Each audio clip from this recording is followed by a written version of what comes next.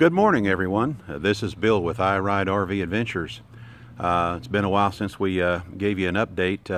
You know, life gets in the way sometimes. Our regular jobs kind of get in the way, and other things as well. So we haven't been able to make as much progress as we hoped that we would have by now.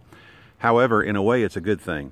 And I feel it necessary to point out a couple of things that we discovered on the trailer. But before I get into that, let me say this.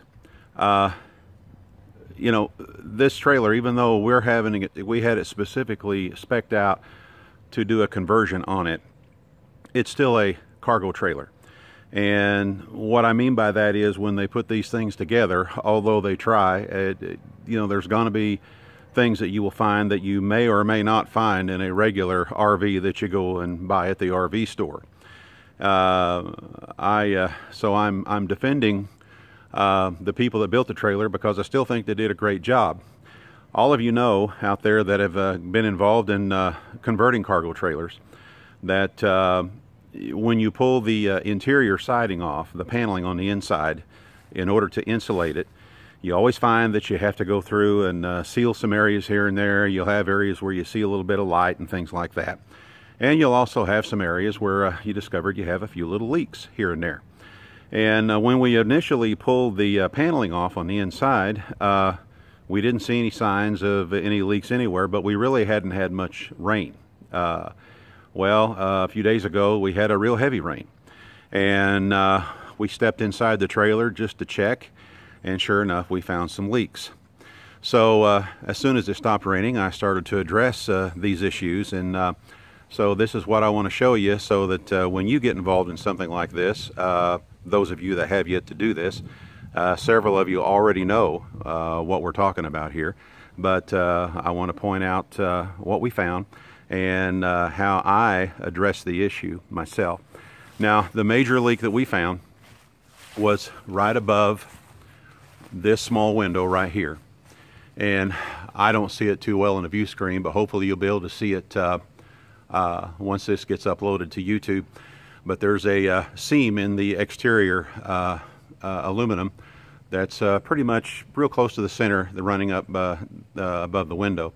And what we determined was the leak that we had coming through there while it was raining fairly heavy, it was coming in between the seam right there. And so what I did to address that issue was, after everything stopped, after it stopped raining and everything, I came out here and I took all those screws out in that seam right there. And then I took a, let me get it here. Then I took a wooden shim like this, and I wedged it in there so it would separate those a little bit. And I worked my way from the bottom up by moving it a little bit at a time. And the product that I used to squirt in there to seal that was something that I've used before, and man, this stuff is fantastic. It's expensive, but when you use this, you aren't going to have a bit of trouble. It's called Lexel. Yes, it's a silicone sealer, but it's a very, very good silicone sealer. You can actually apply this stuff with your the surface being damp, and it'll still work. This stuff is awesome.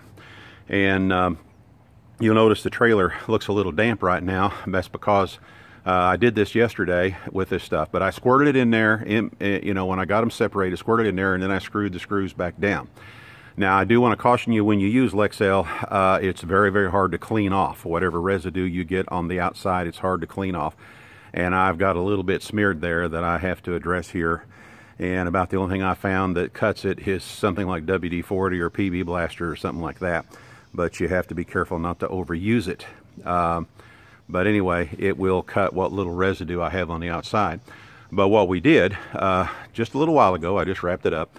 I took my garden hose, put my sprayer on it, ran it on high pressure, and I squirted that thing just as hard as I could, and there are no leaks anywhere.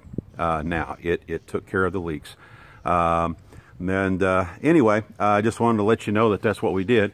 And we found a couple of other minor little leaks here and there, which I will address, but nothing like that.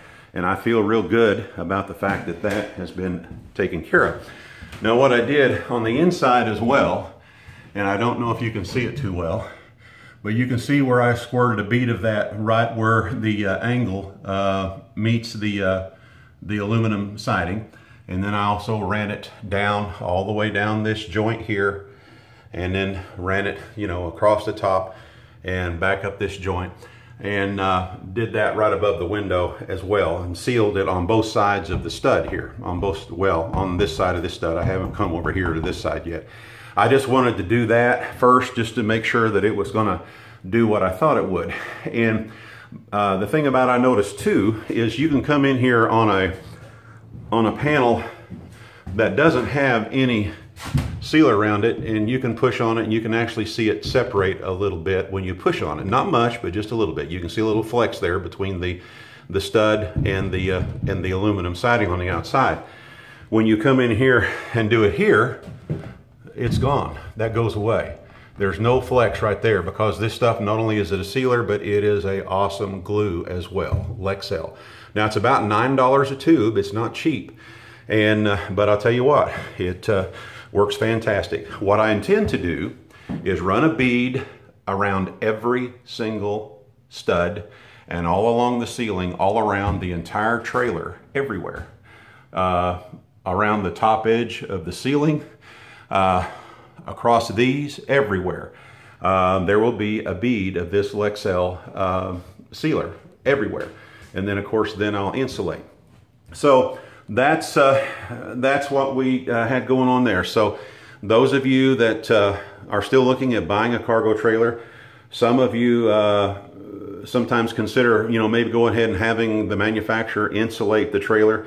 And, you know, here again, when they insulate the trailer, they're not going to go around and seal everything. They're not going to double check for water leaks. They're just going to go ahead and throw the insulation on, and then put the siding or the paneling on the inside up.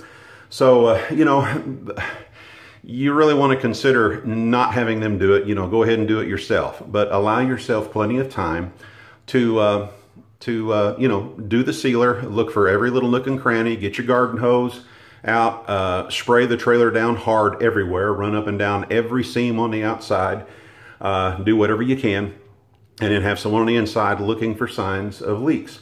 And when you find those signs, of course, address those first, but then, you know, don't take any shortcuts. Go ahead and run sealer all the way around. If it costs you 50 bucks or so in sealer, so what? It will save you a lot of money down the road and a lot of headaches down the road.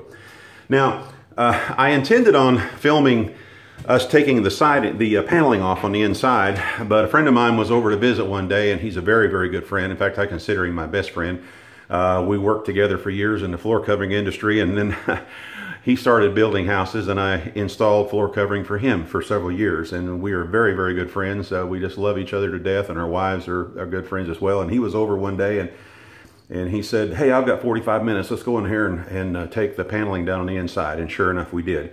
And about 45 minutes to an hour, and we had it all down. It was no big deal. It was not difficult at all. I do want to share something with you here. I installed floor covering for well over 30 years. And when I finally decided that was it, I wasn't going to install any more floor covering, I sold all my tools.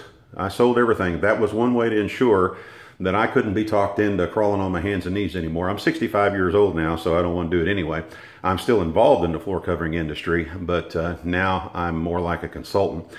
But one tool that I kept, and this is the handiest thing in the world, and I've used it for so many things. And those of you that are involved in floor covering, you'll know what it is. It's called a molding bar. Now, yeah, it's a little miniature crowbar, sure enough. That's what it is. But this thing is the handiest tool in the world. I've used it for so many different things. And you can buy the other pry bars and stuff like that in the regular tool department at Lowe's. But if you go back to the floor covering department at Lowe's, they have these hanging on the wall in the floor covering tools for 10 bucks. This is the handiest tool in the world. And we used it to, you know, to take molding off around the baseboards and things like that is what we used it for, because you could really finesse yourself real well with it and lessen the chances of breaking a piece of molding or something like that.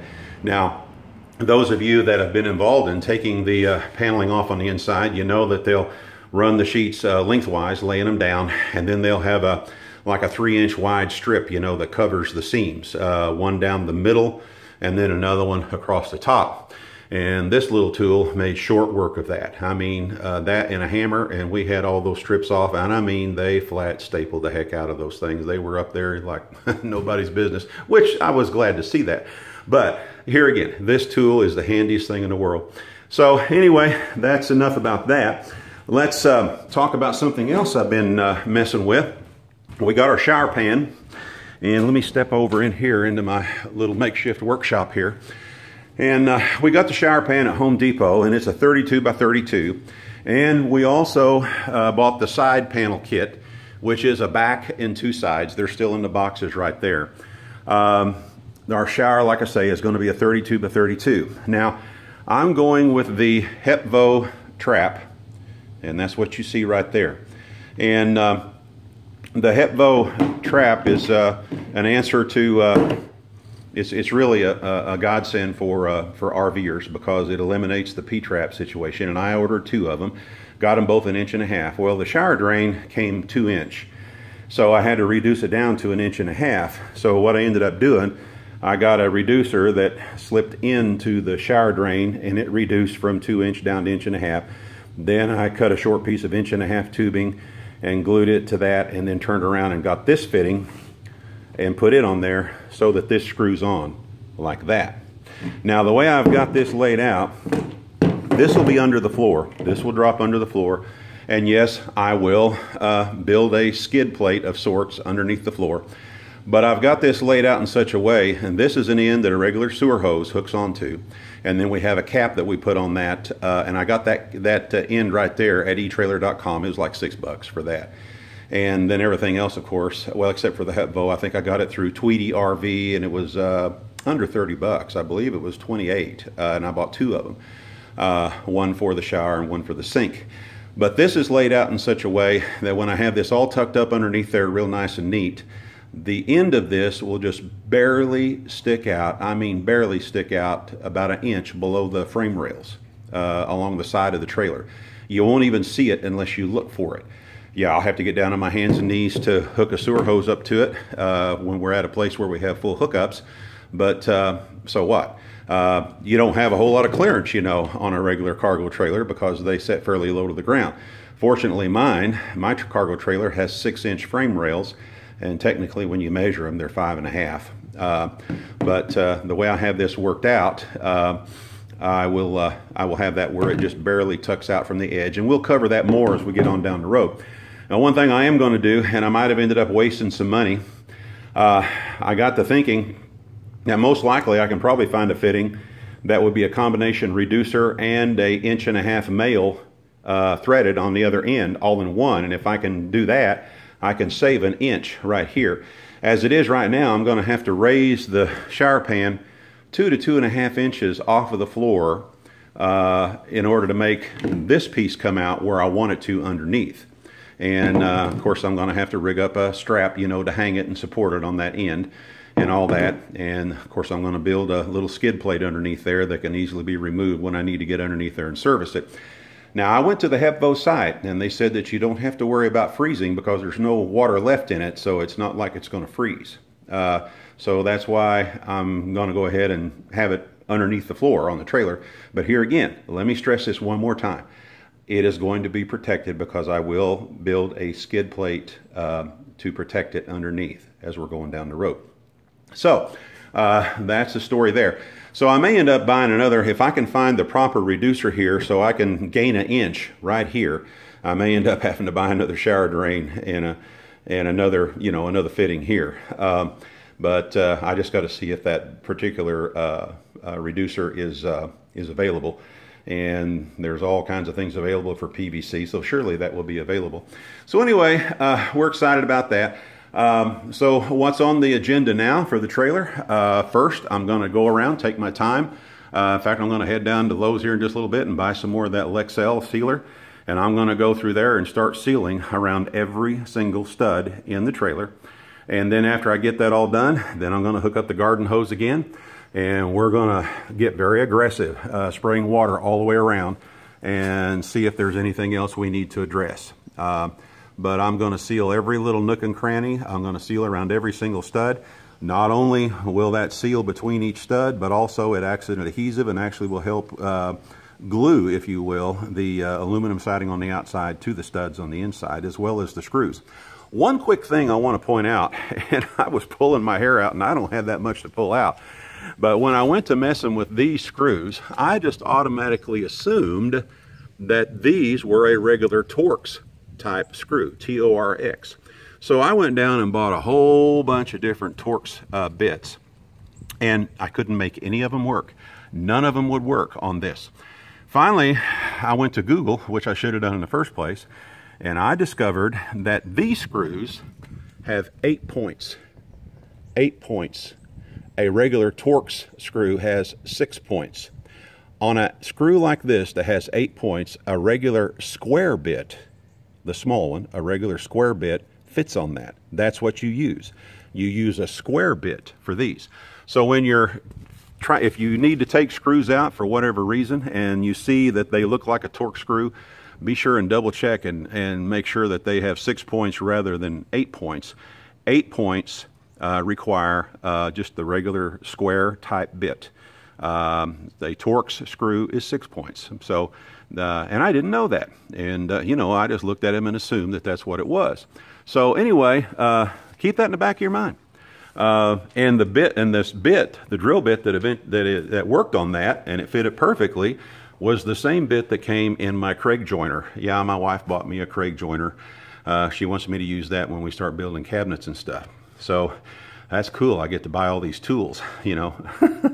But anyway, I can't think of anything else I need to mention right now. Oh, I will mention one more thing. And we were, you know, thinking about this real hard as to what to do. We are going to mount, before we start insulating, first I'm going to do the sealing of all the studs and everything on the inside. Then I'm going to do another check with my water hose, make sure I don't have any leaks. Then the next thing we do before we start hanging the insulation on the inside is we're going to mount our inlets. We have a combination city water and onboard water inlet, you know, and it'll go roughly right in here is where it's going to go. The outdoor shower setup will go right in here, which is just about directly below where the sink is. We'll go ahead and run a hot and cold out to it, and for the outdoor shower. But the power inlet, and by the way, I remind you, we're going with 50 amp rather than 30 amp. The power inlet, I think I'm going to mount it right up here on the nose. Why? Because I'm going to have my generator sitting right there. And what I will do is just make up a short jumper from my generator that runs to that, and that's just in case I want to run my generator when I'm going down the road. There might be those times when I need to. I may never have to do that, but I want to be prepared if I do. So what difference does it make? I'm going to put the power inlet up here in the nose on this side somewhere. I haven't decided exactly where. It all depends on where cabinets end up, which we're still determining how the cabinet arrangement will be. The most important thing is to know exactly where we're going to place the shower, and then that tells us what we can do with everything else. So anyway, that's what we're going to do with the power inlet. We're going to mount it up here on the nose, and then I'll make up a short jumper cable that simply runs from the generator to the inlet in case I ever need to use it while I'm going down the road. Anyway, that's just something that kind of hit me here lately, and all it's going to mean is just buying a little bit more of the 10 gauge, or it might have to be 8 gauge. I'll have to double check on that to be sure what I need to go to my panel. It might even have to be 6 gauge. We'll find out. I'll research that and see what is required. So anyway, that's it in a nutshell for now. I'm still very, very pleased with my trailer. Tickled to death with my trailer. And all I'm going to do by doing all these little things is just make it that much better. What I'm after is worry-free traveling. Worry-free traveling, worry-free camping. So it's better for me to address these issues now and take a little bit more time. Anyway, next time we'll talk more about the HEPVO. I'll be more into running the plumbing for that, and I'll show you what we did there, and I'll list all the parts I needed in order to make it work. So We'll talk about that next time. And then down the line, because I've had a lot of comments about this, we will address balance between front and back and side to side. All I'm going to say right now, folks, is I've got that covered. We will have the proper balance between front and back and side to side. And I will point that out more as we go. So anyway, I'm going to sign off for now. This is Bill with I Ride RV Adventures, and one day we'll even address why we call it I Ride RV Adventures. But for now, I'm going to sign off. I'm going to enjoy this beautiful day. It's supposed to get cold here in a few days. I'm going to enjoy this beautiful day here in Northwest Arkansas, and we'll be talking to you again real soon. Thank you so much. Y'all take care, and safe travels to all of you. Bye-bye.